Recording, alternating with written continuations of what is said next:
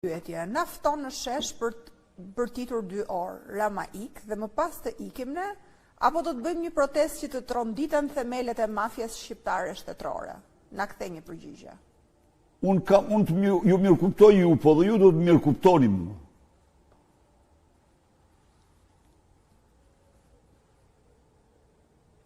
Histori dhe eksperiencë kemi, se do ta zbërthej pak. E vërteta është se në këtë start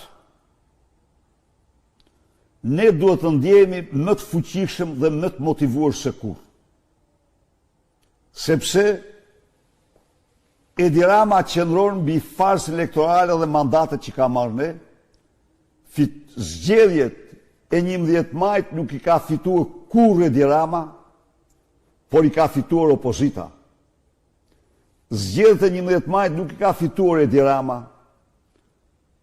sepse për t'i marrë ato, a i dha 2 miliard euro gjoba dhe kamata 2 ditë para zgjedhjeve. Dha nga taksat e shqiptarëve 100 euro për çdo pensionist. Organizoj bandat në 4 anë të vendit për të futur në parlament 28 deputet. Bleu dhe korruptoj sistemin e votës në diasporë dhe shënoi rezultatet barabarta me Korenë e Veriut. Zgjedhjet i ka fituar opozita. Për çdo njeri që don të gjykoj me gjaftofsi, ato zgjedhje s'janë fituar kur nga Edi Rama. Pse e them unë këtë tani? Kemi të drejtë të në marrim çdo mas kundër ti për ta nxjerrë nga pushteti. Ai pushtet qëndron mbi farsën dhe jo votën. Cili do jetë?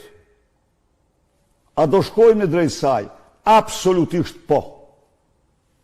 Ne jemi një diktaturë. Ne duhet realizojmë se jemi në një diktaturë. Dhe në diktaturë isha në Kavajun para 2 ditë. Në Kavaj, në mars 25-26 mars të vitit 90, grupet antikomuniste të Kavajës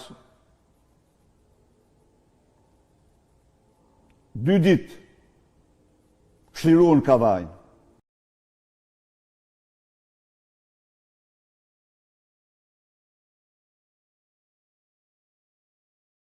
Me motivin ja të vdesim, ja të rrojmë për liri. O sot o kur.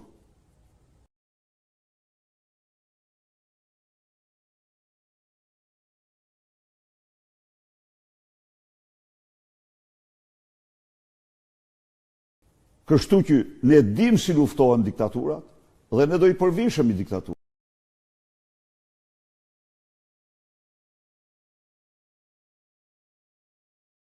Edi Rama të ardhme nuk ka. Ne japim sinjalin e parë në datën 22 për të vazhduar gjerë në largimin e tij. Por, si njerëz të gjitha ata që janë të betur në misionin e tyre për të larguar këtë diktaturë, duhet të përgatiten për protesta të qëndrueshme, të gjata, siç më tha mua Pol Kavaj, një qytetar doktor, protesta duhet i bëjmë me bataljen shpinde aty.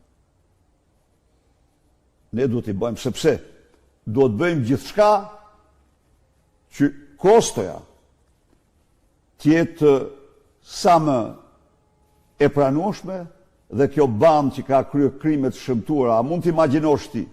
Ju lutem, se nuk vjen mirë që e them, po nëse Shqipëria do kishte dënimin kapital, Lubi Balluku do të mirte 3 dënime kapitale për këto vjedhje që